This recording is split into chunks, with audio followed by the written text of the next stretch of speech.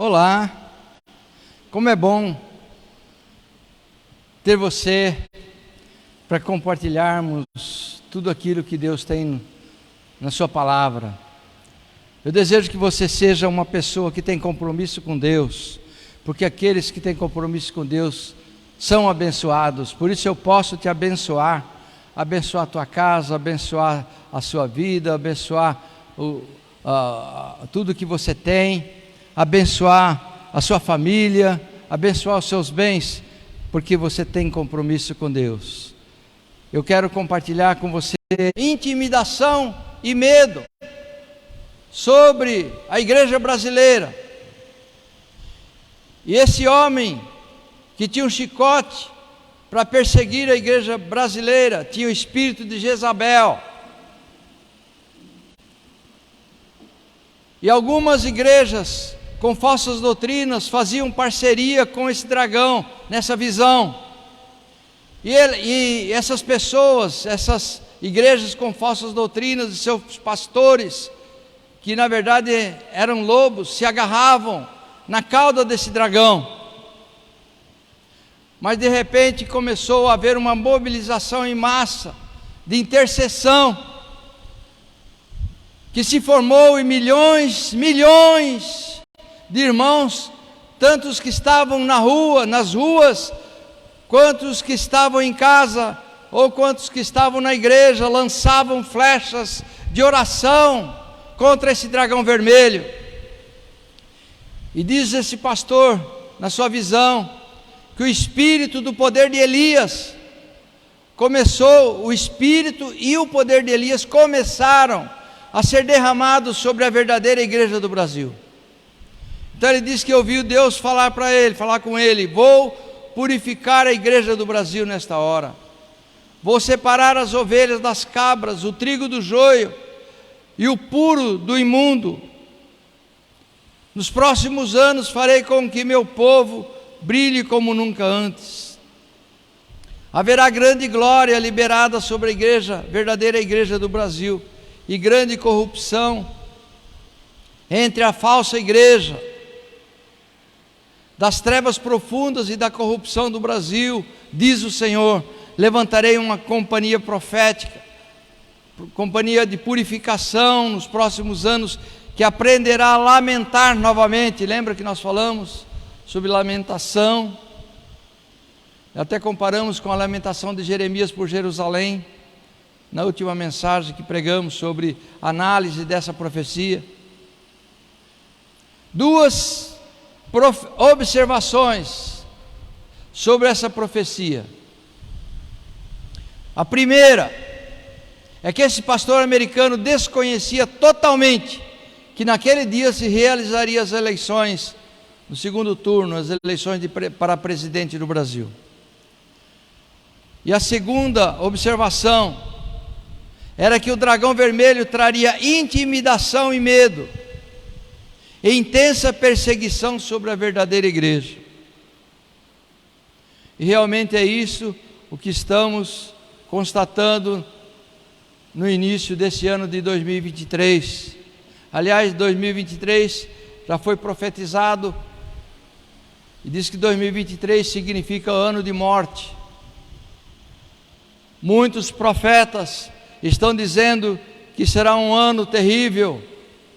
Muitos morrerão neste ano, morrerão de catástrofes, morrerão de enfermidades, morrerão de acidentes. O povo de bem desse país realmente está sentindo intimidação e medo pela situação política, econômica e social pela qual estamos atravessando.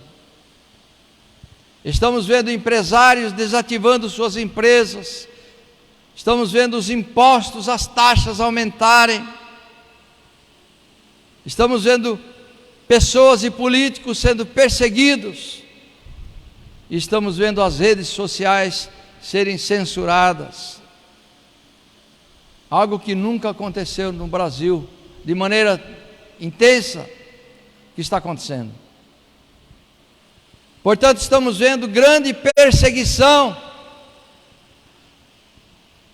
que se seguiu desde os acontecimentos do último dia 8 de janeiro em Brasília, quando quase 2.000 pessoas foram levadas para a prisão, sendo que até o dia de hoje 10 biriguenses, 10 pessoas da nossa cidade continuam presas nos calabouços da Polícia Federal em Brasília, e outros continuam ainda sendo perseguidos pelo homem que tem o espírito de Jezabel. E nós já comentamos o espírito de Jezabel, né? Espírito de prostituição, não tanto prostituição moral, mas prostituição, degeneração, corrupção da palavra de Deus, com total desprezo à verdade do Senhor. Porém, hoje vou trazer uma mensagem de esperança para toda a nação brasileira em meio a esse caos. Mensagem de que o dragão vermelho não prevalecerá contra a igreja do Brasil. Para isso vamos refletir sobre o capítulo 12 do livro de Apocalipse. Quem tiver sua Bíblia, abre Apocalipse capítulo 12, nós vamos ler o capítulo inteiro, versos de 1 a 17. Para quem está em casa, Apocalipse é o último livro da Bíblia. Se você quiser acompanhar, pode abrir. Apocalipse 12 começa assim: E viu-se um grande sinal no céu, uma mulher vestida de sol, tendo a lua debaixo dos seus pés e uma coroa de 12 estrelas sobre a sua cabeça. E estava grávida com dores de parto e gritava com ânsias de dar à luz. E viu-se outro sinal no céu, e eis que era um grande dragão vermelho, que tinha 7 cabeças e 10 chifres, e sobre as suas cabeças 7 diademas. E a sua cauda levou após si a terça parte das estrelas do céu, lançou-a sobre a terra, e o dragão parou diante da mulher que havia de dar à luz, para que, dando ela a luz, lhe tragasse o seu filho. E deu à luz um filho homem, que há de reger todas as nações com vara de ferro, e o seu filho foi arrebatado para Deus e para o seu trono. E a mulher fugiu para o deserto, onde já tinha lugar preparado por Deus, para que ali fosse alimentada durante 1260 dias. E houve batalha no céu, Miguel e os seus anjos batalhavam contra o dragão, e batalhavam o dragão e os seus anjos, mas não prevaleceram, nem mais o seu lugar se achou nos céus. E foi precipitado o grande dragão, a antiga serpente, chamada o diabo e Satanás, que engana todo o mundo. Ele foi precipitado na terra, e os seus anjos foram lançados com ele. E ouvi uma grande voz do céu que dizia: agora é chegada a salvação, a força, o reino do nosso Deus e o poder do seu Cristo, porque já o acusador de nossos irmãos é derrubado, o qual diante do nosso Deus os acusava de dia e de noite. E eles o venceram pelo sangue do Cordeiro e pela palavra do seu testemunho, e não amaram as suas vidas até a morte. Por isso alegrai-vos, ó céus, e vós que neles habitais. Ai dos que habitam na terra e no mar, porque o diabo desceu a vós e tem grande ira, sabendo que já tem pouco tempo. E quando o dragão viu que fora lançado na terra, perseguiu a mulher que dera à luz o filho homem. E foram dadas à mulher 2 asas de grande águia, para que voasse para o deserto, ao seu lugar, onde é sustentada por um tempo e tempos, e metade de um tempo, fora da vista da serpente. E a serpente lançou da sua boca atrás da mulher água como um rio. Água como um rio são pessoas, viu? Água significa pessoas, exércitos contra a mulher, para que pela corrente a fizesse arrebatar. E a terra ajudou a mulher, e a terra abriu a sua boca e tragou o rio que o dragão lançara da sua boca. E o dragão irou-se contra a mulher e foi fazer guerra ao remanescente da sua semente, os que guardam os mandamentos de Deus e têm o testemunho de Jesus Cristo. Amados, Apocalipse significa revelação. É a revelação de uma mensagem até então velada, encoberta por um véu, mas que está disponível para ser entendida. O livro se apresenta também como profecia, como mensagem em nome de Deus, com visões e sonhos, e num código que deixa o texto parcialmente claro para os que o leem, mas inteiramente claro para quem estuda as profecias. Esse livro foi escrito pelo apóstolo João em torno dos anos 90 a 100, a 96, ou 90 a 100 do primeiro século, né? E foi escrito em uma época em que as autoridades romanas estavam perseguindo os cristãos. Nesse capítulo 12 de Apocalipse, João tem uma visão de uma mulher vestida de sol, tendo a lua debaixo dos seus pés e uma coroa de 12 estrelas. No versículo 1.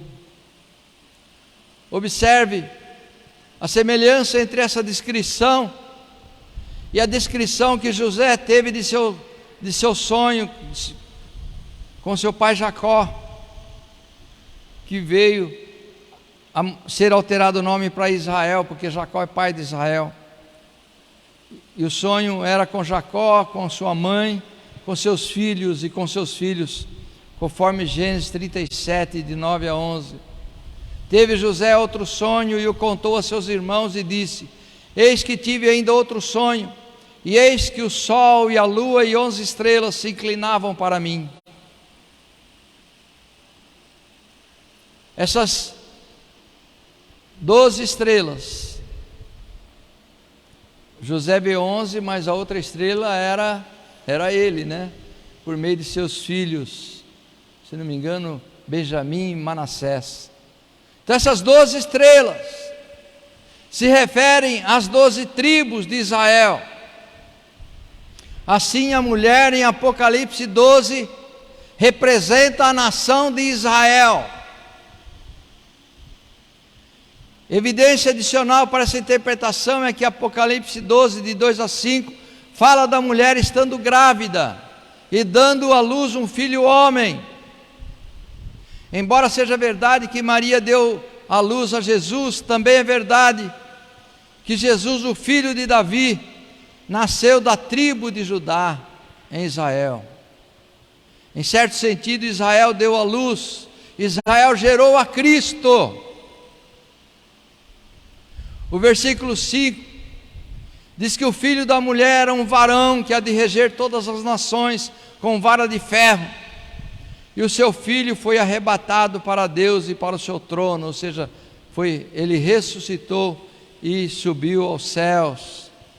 Essa passagem está claramente descrevendo Jesus subindo ao céu, conforme Atos 1, de 7 a 11, diz o livro de Atos: e disse-lhes: não vos pertence saber os tempos ou as estações que o Pai estabeleceu por sua própria autoridade. O texto fala em estações. Amados, nós podemos dizer que há várias estações da palavra. Por exemplo, de Adão a Abraão temos uma estação de 2000 anos. De Abraão até Jesus, mais 2000 anos. De Jesus até nós, mais cerca de 2000 anos. Não são 2000 anos exatos, ok? Por isso que se fala tempos ou estações. E nós cremos que o Messias retornará na 7ª estação, no 7º ano profético. Um ano profético se refere a 1000 anos. Tanto é que nós falamos de 2 em 2000 anos. Essas estações. Estamos e já entramos na 7ª estação. aquela que é considerada a estação do arrebatamento da igreja. E nós já estamos nela. Então continuamos o texto de Atos 1:8. Mas recebereis o poder do Espírito Santo que há de vir sobre vós, e ser-me-eis testemunhas, tanto em Jerusalém quanto em toda a Judéia e Samaria, e até aos confins da terra. É o que está acontecendo na 7ª estação, que é chamado também do tempo das dores, que é o tempo que vai desde a ressurreição de Cristo até o seu arrebatamento, até o arrebatamento dele, a volta dele nos ares, o encontro com a igreja. E a igreja está pregando, atendendo essa ordem que nós recebemos o poder do Espírito Santo para pregar, para anunciar esse evangelho em todos os lugares da terra. E o versículo, se não me engano, versículo 8 ou 9, que aqui eu não numerei, diz: e quando dizia isto, vendo eles, é o 9 mesmo. E quando dizia isto, vendo eles, foi elevado às alturas, e uma nuvem o encobriu, ocultando a seus olhos. E estando com os olhos fitos no céu, enquanto Jesus subia, eis que junto deles, dos discípulos, se puseram 2 anjos vestidos de branco, os quais lhes disseram: homens galileus, porque estáis olhando para o céu? Interessante, chama de galileus, porque eles estavam perto de Jerusalém, estavam na terra de Lázaro, como chama lá, terra de cidade de Lázaro, Betânia, acho que estava em Betânia quando houve a subida de Cristo aos céus, os quais lhe disseram: homens galileus, porque estáis olhando para o céu? Esse Jesus, que dentre vós foi recebido em cima no céu, há de voltar assim como para o céu o viste subir. A promessa de que o Senhor voltaria. Então um dia Jesus vai voltar. Não confundam o arrebatamento com a segunda volta de Jesus. O arrebatamento pode acontecer a qualquer momento, não há nenhuma condição para que aconteça o arrebatamento. O arrebatamento será o encontro da igreja com Cristo nos ares. Ele é invisível, ao contrário da sua segunda volta, porque 7 anos depois do arrebatamento, Jesus volta com a sua igreja e pisa sobre Jerusalém para estabelecer o seu reino aqui nesta terra. Aleluia! E entre o arrebatamento e a volta de Cristo se intermedia a grande tribulação, que é o tempo que a mulher será perseguida.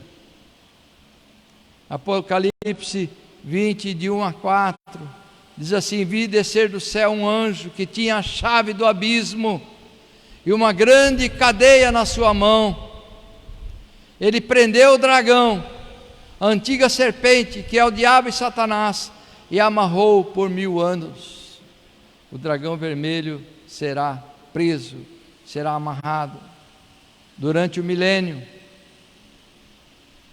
e lançou no abismo, e ali o encerrou, e pôs selo sobre ele, para que não mais engane as nações, até que os 1000 anos se acabem, e depois importa que ele seja solto por um pouco de tempo.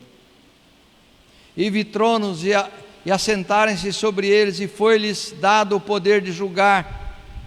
E vi as almas daqueles que foram degolados pelo testemunho de Jesus e pela palavra de Deus, e que não adoraram a besta, nem a sua imagem, e nem receberam o sinal em suas testas, nem em suas mãos, e viveram e reinaram com Cristo durante 1000 anos. Amados, após o arrebatamento, Cristo volta com a sua igreja para reinar. Ele reina 1000 anos, ou seja, é outra estação, a estação do milênio. E a Bíblia diz, do Salmo número 2, de 7 a 9, diz que Cristo reinará com juízo perfeito. Atos 2, de 7 a 9. Proclamarei o decreto, o Senhor me disse: Tu és meu filho, eu hoje te gerei.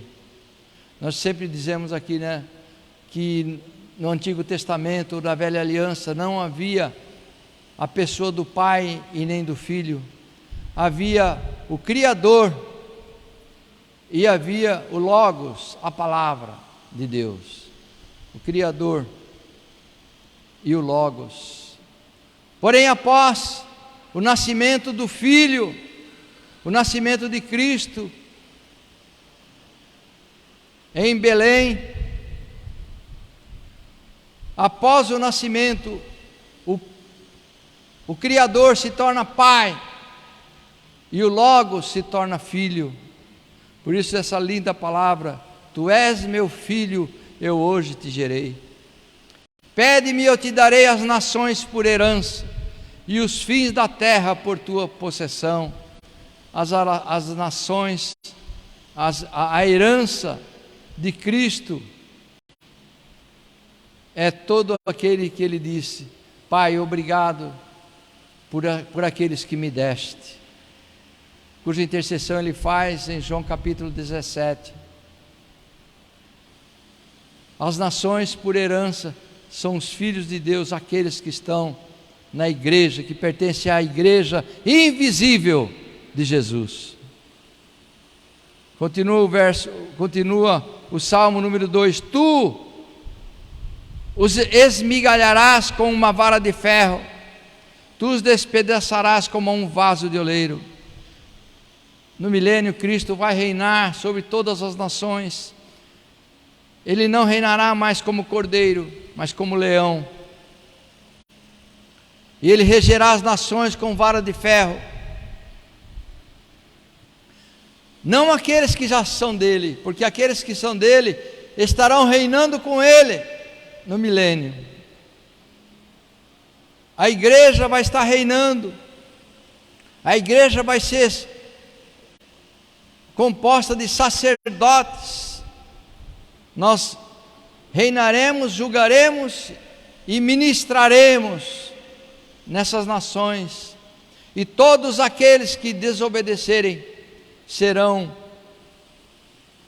disciplinados com vara de ferro, ou seja, serão obrigados a fazer o bem. Que coisa maravilhosa que será o milênio, né? Todas as nações serão obrigadas a fazer o bem. Todos os homens, sintam o bem ou o mal em seu coração, serão obrigados a fazer o bem, porque serão regidos com vara de ferro. Quanto ao texto de Apocalipse 12, a fuga da mulher para o deserto por 1260 dias, refere-se à metade do tempo da grande tribulação, que é de 7 anos, porque a grande tribulação é reservada, sabe para quem? Não é para a igreja. A grande tribulação é disciplina para aqueles que rejeitaram o Messias. E como a nação de Israel como um todo, a mulher vestida de sol, com 12 estrelas aos seus pés, rejeita o Messias de Israel, e por isso ela vai para a grande tribulação para ser disciplinada. 1260 dias compõe 42 meses, de 30 dias cada um, o que é a mesma coisa que 3 anos e meio. 1260 dias são 42 meses, ou seja, 3 anos e meio, que é a metade do tempo da tribulação. Na metade do período da tribulação, a besta, o anticristo, colocará uma imagem de si mesmo no templo que será construído em Jerusalém. Essa é a abominação de que Jesus falou em Mateus 24:15 e Marcos 13:14, se referindo à profecia de Daniel, que a besta iria colocar sua imagem no templo. Quando a besta fizer isso, ela quebra o pacto de paz que havia feito com Israel nos primeiros 3 anos e meio. E a nação tem de fugir para o deserto, por segurança. E alguns dizem que esse deserto seria onde está hoje a cidade turística de Petra, porque os caminhos ali são tão inóspitos. Eu peço, por favor, é melhor ficar alguém aqui, se acontecer essa chamada aí de novo, né, que está atrapalhando a mensagem, para poder eliminar. Essa fuga dos judeus é retratada como uma mulher fugindo do deserto. Esta fuga dos judeus é retratada como uma mulher fugindo para o deserto. Apocalipse 12, de 12 a 17, fala de como o diabo vai fazer guerra contra Israel, tentando destruí-la. Satanás sabe que o seu tempo é curto, relativamente falando, né? Então ela vai guerrear contra Israel. Essa passagem também revela que Deus vai proteger Israel no deserto. As muitas águas que saem da boca dessa serpente, né? São os soldados inimigos que vão declarar guerra contra Israel, possivelmente um exército. Se fala de um exército de milhões, possivelmente exército da China, porque vem do Oriente. Esta passagem também revela que Deus vai proteger Israel no deserto. Apocalipse 12, 14 diz que Israel vai ser protegida contra o diabo por um tempo, e tempos e metade de um tempo. O que significa isso, né?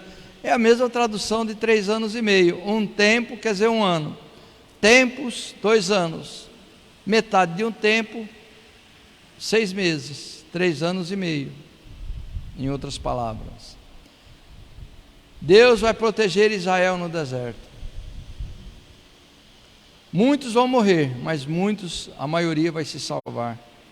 A trama aponta para o fim do mal, na ótica do Cordeiro, que mesmo imolado continua de pé. O capítulo 12 é um ato em 3 cenas. A primeira cena, versos de 1 a 6, a mulher frágil na iminência do parto enfrenta o dragão, que não mira a mulher senão o filho que é arrebatado. A mulher não é arrebatada, a comunidade cristã continua na sua luta. Embora a mulher se represente Israel, há um momento que fala no final que aqueles que são chamados pelo nome de Jesus seriam perseguidos também e vingados, porque na grande tribulação muitos vão se converter. Haverá cristãos na grande tribulação, mas são cristãos que se converteram efetivamente naqueles 7 anos, e esses também não estarão isentos da perseguição. A igreja já estará arrebatada há tempos nas alturas. Nos versos de 7 a 12, o anjo Miguel e o próprio Deus combatem pelos seus, os que dão testemunho de Cristo, diz o texto, né? A batalha empreendida no céu é símbolo da batalha empreendida na terra pelos cristãos. Então haverá batalha no céu, os anjos, Miguel e seus anjos, lutando contra o dragão e seus demônios, representando a batalha que estará acontecendo na terra também. Então o dragão vermelho, que hoje está pairando sobre o Brasil, conforme essa profecia, quando nós oramos, como o texto diz, mandamos flecha nesse dragão, ao mesmo tempo os anjos do Senhor estão guerreando nos céus em nosso favor. Por isso que nós devemos, a igreja verdadeira, enviar flechas de oração contra esse dragão que está convulsionando o nosso país. Mas o texto de Apocalipse 12:8 diz que nem o dragão vermelho e nem os seus demônios prevalecerão. Veja o texto: mas não prevaleceram, nem mais o seu lugar se achou nos céus. Eles não estão nos céus. Os demônios foram, como nós sabemos, foram lançados da terra. A partir do momento que Lúcifer se rebelou contra Deus, ele foi lançado na terra, quando não havia nada aqui ainda a não ser fogo e pedras convulsionadas, né, como vulcão. Quando Lúcifer foi lançado, a terra era quente, uma bola de fogo. E como nós estudamos em ciência, nós sabemos que a terra passou por um período de esfriamento. Foi então que foram criados os jardins, né? Toda criatura, e foi criado o homem e a mulher. E quando o homem e a mulher foram criados, o dragão já se encontrava no meio do jardim. Mas ele nunca mais subiu ao céu. Ele e seus demônios foram jogados na terra. Esse texto dá a aparência que esse período que eles foram jogados foi após o homem estar na terra, mas não. Quando eles foram jogados foi antes da criação do homem. Então, o dragão vermelho e seus demônios não prevaleceram, nem mais lugar se achou nos céus, ou seja, eles não tinham lugar no céu, estão na terra e perdem a batalha. No verso 13 a 18, ao segundo enfrentamento, a continuidade da perseguição nos mostra as hostilidades sofridas por quem não se curva às atrocidades do poder dominante. Então, essa perseguição nos mostra que os cristãos não se dobram àqueles que os perseguem. Então a lição que temos é que há esperança em meio à tribulação. Nós não estamos na grande tribulação ainda, estamos no período das dores, na estação das dores, conforme nós dissemos, né? Mas nós estamos numa pequena tribulação. O período que vivemos é uma pequena tribulação. Por isso vocês imaginam quando será, como será durante a grande tribulação. Então os pequeninos, que são os filhos de Deus, os que são semelhantes ao Altíssimo, que pertencem à igreja, são sujeitos à história, né? E prosseguem a sua luta, pois perseveram na sua fé. Aqueles que perseveram na sua fé vencerão o dragão vermelho, vencerão o nosso inimigo. Essas passagens demonstram que as profecias sobre Cristo serão cumpridas e que o dragão vermelho será derrotado, não importa o que aconteça. Em primeiro lugar, Jesus tem as chaves do inferno.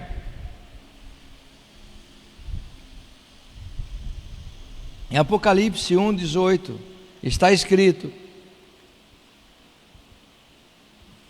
eu sou o que vivo e que fui morto, mas eis aqui estou vivo para todo sempre, amém, e tenho as chaves da morte e do inferno. Jesus venceu a morte e Jesus vai vencer o inferno. Em segundo lugar, o dragão vermelho e seus demônios serão lançados no inferno.